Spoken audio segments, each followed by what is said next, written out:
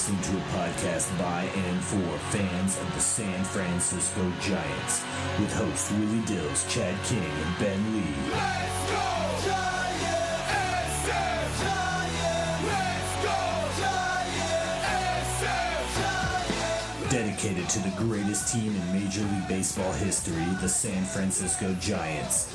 This is Torture Cast.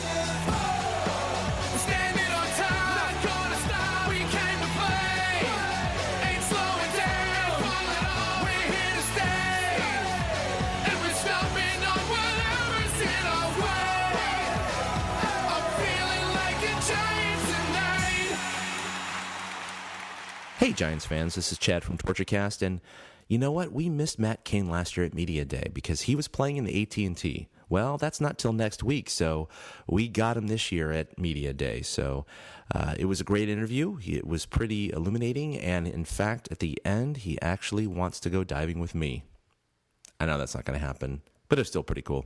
Anyway, enjoy the interview, and we have lots of other interviews as well up on TortureCast, including Sergio Romo, Michael Morse, Nick Noonan, and many others. So check it out. Hope you enjoy it. Hey, Chad. All right. TortureCast, how you doing?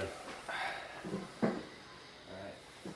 So, are you going to play the AT&T this year? Yeah, we'll be out there next week. Yeah, that's right. Yeah. How was that experience last year? It's great. It seems like a blast. Yeah, it is. It's something that I look forward to every year, and it's always just great to go down to Monterey and.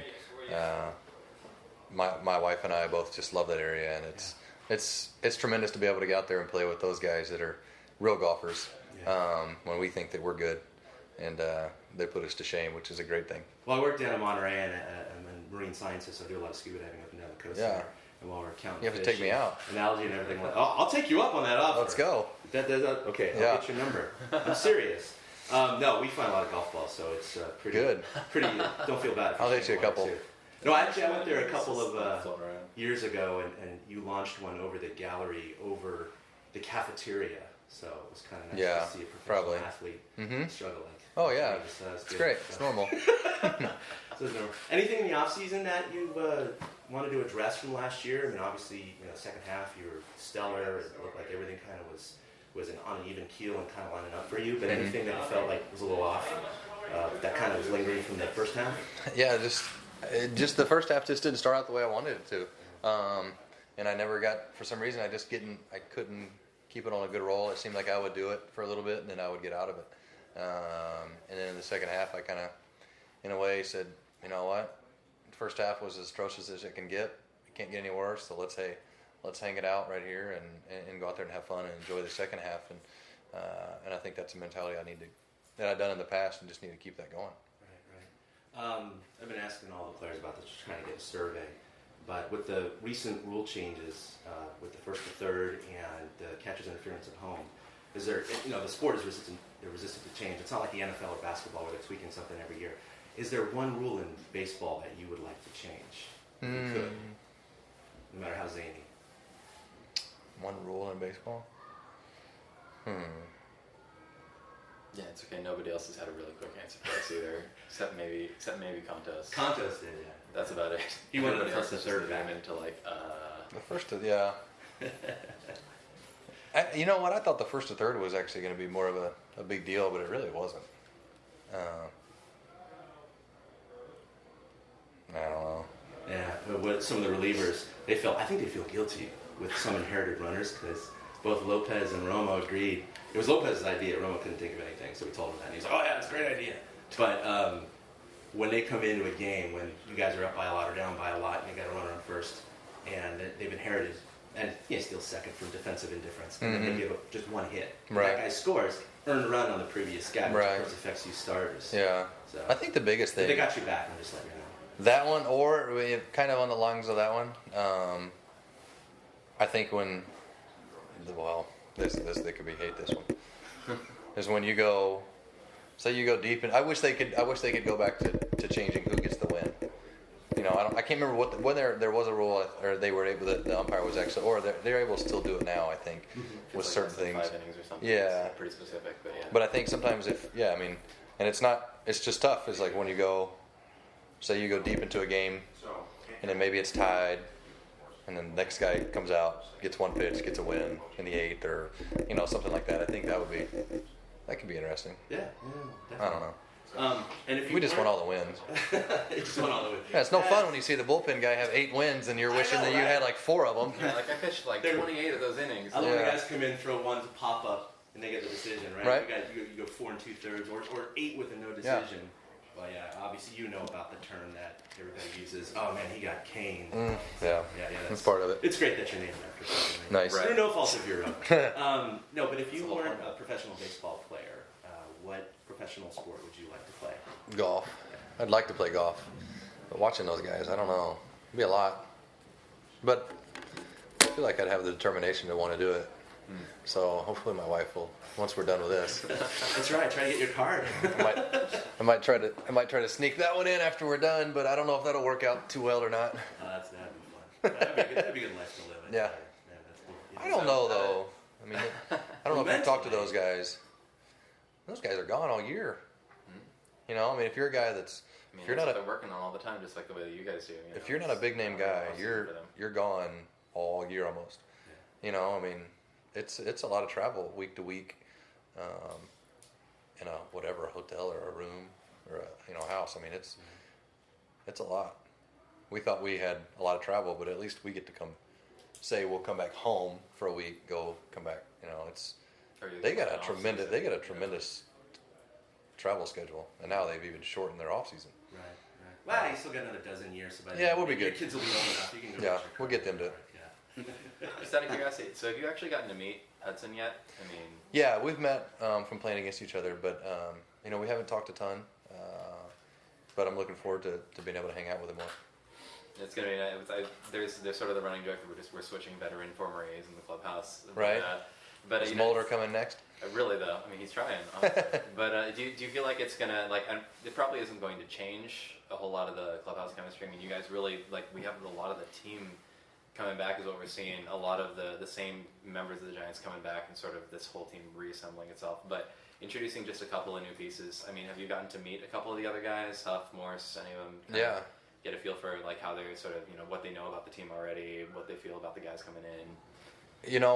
That's the thing is in the years, a lot of the years that I've been here is they keep adding guys that almost just fit right in without even having to worry about that. Like yesterday we just kind of kicked it off right with Morse, right into the commercials, and it was just like nothing. Like he'd been here for a while. So it was. I think that's what's great is they always keep finding good pieces to fit into the puzzle, and that's a good situation to be in. To have an organization that wants to do that. If you're ever serious about scuba diving, All right. I got people. Definitely. Including myself. Thanks a lot, Matt. Do you work at the? Monterey Yes. Marine Sanctuary. Okay, cool. This is what he does when we're not making him talk about baseball on internet radio. Nice. So I have two favorite things: marine science and baseball. Nice. Perfect. I was gonna say we Compliment got both worlds. it's pretty hilarious. We got one guy that works in podcasts, one guy who's a marine biologist, and one guy who works at an Apple store. So between the three of us, nothing that almost relates to baseball at all. It's great. Perfect. You guys know how to use your Apple and Exactly. check the fish though. Something like that. So you have good video of the fish down there. Oh my god. Does he Actually, ever? is this the camera I take underwater with me? Nice. So yeah, I it's still government equipment. Yeah. A big thank you to everybody for listening to the Torture Cast, the podcast by and for fans of the San Francisco Giants. Follow us on Twitter at TortureCast. You can also like us on Facebook or check out our blog at torturecast.com. I also want to say thank you to Ashcon and Bailey for letting us use their song Feeling Like a Giant for our intro. For Ben Lee and Chad King, my name is Willie Dills saying, we'll see you next time.